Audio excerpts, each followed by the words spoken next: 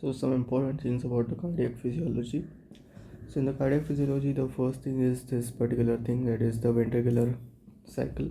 So there is a phase 0, that is depolarization, followed by phase 1, that is transient repolarization, then the plateau phase, then complete repolarization phase, and all these things. Then similarly these HCN channels, that is going to be the hyperconjugated CAMP nucleotide channels, they lead to a potential phase or a pacemaker potential or diastolic depolarization phase, and this is contributed by three important things, that is the sodium funny channels, that is HCN channels, apart from the transient calcium channels, that is CAT channels, and the closure of potassium channels.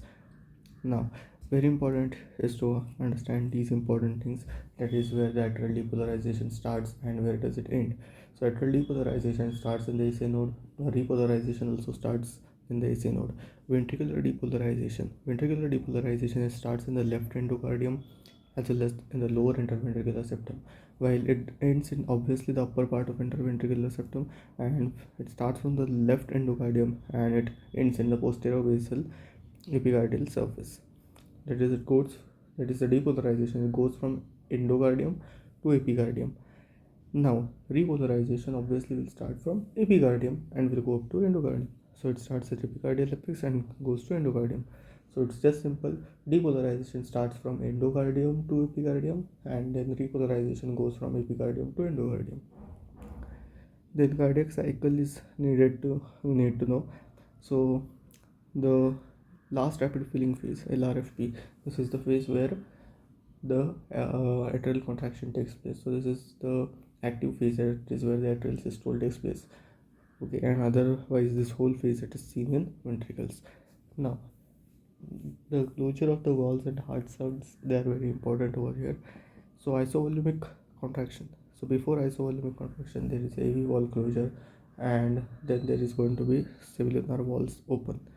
Then isovolumic relaxation. Before isovolumic relaxation, the semilunar valves close, and then after that AV valves open. Now the first heart sound and the second heart sound, what is the difference? So first heart sound obviously because of AV closure, the second heart sound is because of semilunar valve closure.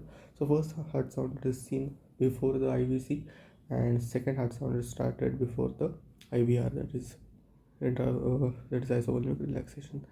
Then duration is of the second heart sound is shorter, frequency of the second heart sound is more, amplitude of the first heart sound is more, and the ECG, on the ECG the first heart sound, it corresponds to ventricular depolarization because it is at the starting of the IVC, so it corresponds to the R wave, while the second heart sound, it corresponds to the end of T wave. So if this reading is given here, this is called as a phonocardiogram reading, and this is the ECG reading. So the one that corresponds to the R wave, this is the first heart sound. The one that corresponds to the end of T wave, this is going to be the second heart sound. Now what are the D and the E sounds? So the D sounds and the E sounds. Now, the very important is to know that the third heart sound is seen in the first rapid filling phase when passively the atrium is going to get filled, and in the last rapid filling phase, the fourth heart sound is seen.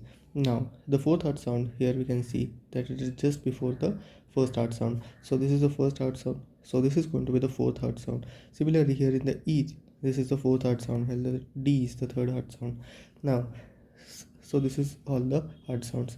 Now even if the corresponding ECG is not given, we can find out the heart sounds on the basis of just phonogram, because we know that the first heart sound, it has low frequency, high amplitude. So here we can see the highest amplitude is seen, low frequency is seen, so this is the first heart sound. Then in the second heart sound, here we can see that the frequency is high as well as the amplitude is less, but the amplitude is relatively more than the third heart sound. So this is going to be the second heart sound. So in this way we have to know about the different heart sounds. Now this is the pressure volume loop, that is very important. So A to B, then like this. So this is the pressure volume loop. Remember, this point B is corresponding to the first heart sound, while the point D over here diagonally opposite corresponds to the second heart sound. Now over here, these are the different graphs for pressure volume curve. Then what is seen in aortic regurgitation? Aortic regurgitation, obviously the end diastolic volume will increase. So here we can see this shift towards the right. Now in the mitral regurgitation, again the diastolic volume is going to increase, but the force of contraction will remain normal only. So here we can see that the upward force of contraction, it is less as compared to aortic regurgitation. Aortic regurgitation, a bit upward shift is also seen. In aortic stenosis, obviously what will happen is the heart has to contract more against the stenosis, so it will be upward shift, and at the same time we can come to know that the stroke volume is going to decrease, and because of which the end systolic volume is going to be increased. So end systolic volume increases. There is mitral stenosis. In mitral stenosis, the amount of blood that is entering into the left ventricle is going to decrease, and because of which the end diastolic volume increases while the pressure and all remain the same. So there is a leftward shift in mitral stenosis. Now this is the JVP curve. So in the JVP curve, A stands for atrial contraction, C stands for the isovolumic contraction of the ventricles, then the V stands for the venous return, X stands for the atrial relaxation, and the Y stands for the emptying of the atrium. Now very important is just to know about what are the different types. So large V wave, it is seen because of tricuspid regurgitation. Large A wave, it is seen because of pulmonary tricuspid stenosis or pulmonary hypertension. Then absent AVO. Absent AVO is seen in atrial fibrillation. In atrial fibrillation, you will get irregular pulse. So they will give in the question that they have found out an irregular pulse. So what is that? That is absent AVO.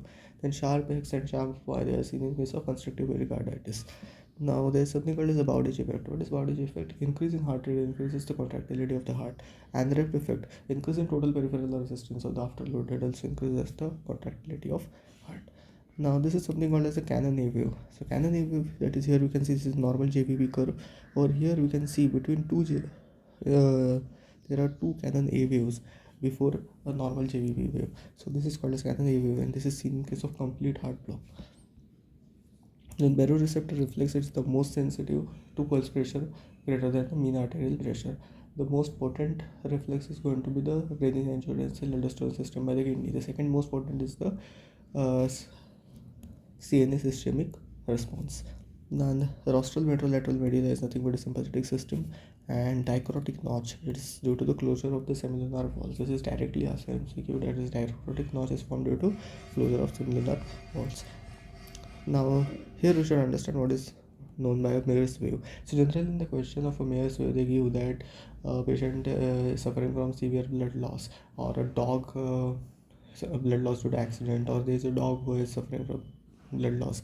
So what happens is whenever the BP falls due to the volume of the blood decreasing due to blood loss, obviously, so what happens is the baroreceptor is inhibited, chemoreceptors and the CNS ischemic response are active, because of which this BP rises back to normal, then again it falls, rises back to normal till a certain time, that is called as the Mayer's wave. Then human it is 7 to 10 seconds. Over here we can see this is the Mayer's wave. Now the change in, so this is the maintenance of BP during the blood loss, that is seen in Mayer's wave. Now the next is the change in the waves or the wavelets that can be seen by changes in inspiration expiration, that is nothing but Rawe Herring waves. The one reflex that is called as a vein bridge reflex. Vein bridge reflex is nothing but increase in venous rate led to stretch of the right atrium wall, that leads to increase in the heart rate. Then natriuretic peptides increase and decrease in ADH levels. Basal gyrus reflex, it is in response to the chemicals that are released in certain activities like MI, or we can say reperfusion, coronary reperfusion, angiography, or high level anesthesia. So the chemicals like serotonin and all, they are released, that leads to decrease in heart rate, decrease in BP, it leads to coronary vasodilation, also it leads to apnea, and then finally leads to hyperventilation. Then something called as a Reynolds number, that is rho VD by N, that is eta. If it is less than 2000 laminar blood flow, in the laminar blood flow the velocity at the middle is high, and if it is more than 3000, then that is considered to be a turbulent blood flow. Then Witt-Kessel vessels are the aorta, conduit vessels are the arteries, then the resistance vessels are the arterioles, capacitance vessels are the veins, and exchange vessels are the capillaries. Now very important just to know about this, the Hagen-Poiseuille equation, that is the blood flow, it is directly proportional to radius raised to the power 4 divided by L, or the resistance is directly proportional to L divided by radius raised to the power 4, so it's just opposite. Now very important is this Valsalva maneuver and changes in the BP. So during the Valsalva maneuver, what we do is we apply force against the closed glottis. So because of which here you can see the intrathoracic pressure increases, then we maintain that pressure, then we release the pressure, and then the step 4 begins. So what happens in the first step? In the first step, when you increase the intrathoracic pressure, the pressure inside the aorta increases, the pressure inside the whole thorax increases, and because of which what happens is the pressure on the aorta, the pulmonary artery, it all increases, and because of which the BP increases. Now when this pressure is maintained, then what happens? Because the pressure inside the thorax is increased a lot, all the blood that is coming as a venous return from other parts of the body cannot enter because of high pressure over there. So that leads to a fall in the blood pressure. So in the second stage you can see there is a fall in the blood pressure.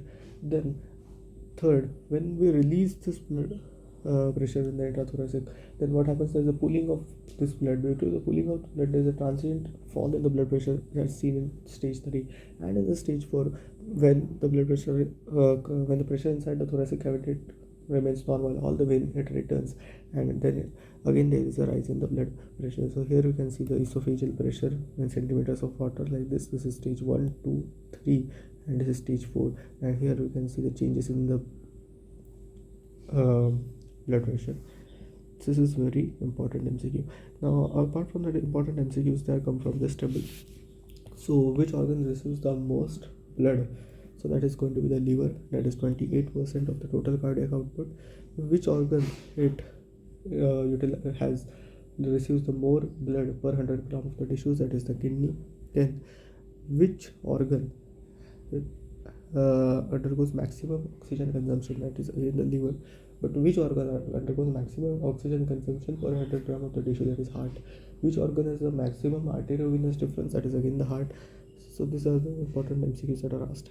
Now very important is second they ask is what is the difference between isotonic exercise and isometric exercise, and the difference on the blood pressure. So here we can see that during the isotonic exercises like the jogging, running, walking, where the tone remains the same, what happens is the SPP rises, the mean arterial pressure rises, and there's a DPP, that is the diastolic blood pressure, it falls because of the vasodilation that happens in the muscles. At the muscular level there is a vasodilation, and because of which here we can see the vasodilation happens because of the metabolites produced to the exercise, and that leads to a decrease in the total peripheral resistance and decrease in the diastolic blood pressure. And here because of which you can see there is a varying muscle blood flow inside the muscles. Similarly, in isometric exercise, the length of the muscle fiber remains the same. Because the length of the muscle fiber remains the same, the total peripheral resistance increases, and because of which the SPP normally increases only, the DBP and the mean arterial blood pressure also increases. Because DBP increases, the mean arterial blood pressure increases. So that's simple. So isometric exercise, that is pushing against the wall or lifting of the objects. Baroreceptor is located at the level of carotid artery bifurcation. This is very important. So if any kind of ligation is made proximal to the bifurcation, then what will happen? The blood flow to the baroreceptors will be decreased, and when the blood flow to the baroreceptors will be decreased, it will sense as a decrease in blood pressure, and because of which it will activate the sympathetic system, that leads to increase in blood pressure and heart rate. Now if the ligation is made distal to the carotid artery bifurcation, then what will happen? All the blood will accumulate at the level of baroreceptors. The baroreceptors will think that there is increase in the blood pressure, even if the blood is not reaching the brain. So what will happen? There's activation of baroreceptors, there's a inhibition of the sympathetic system, and that will lead to fall in the BP and heart rate.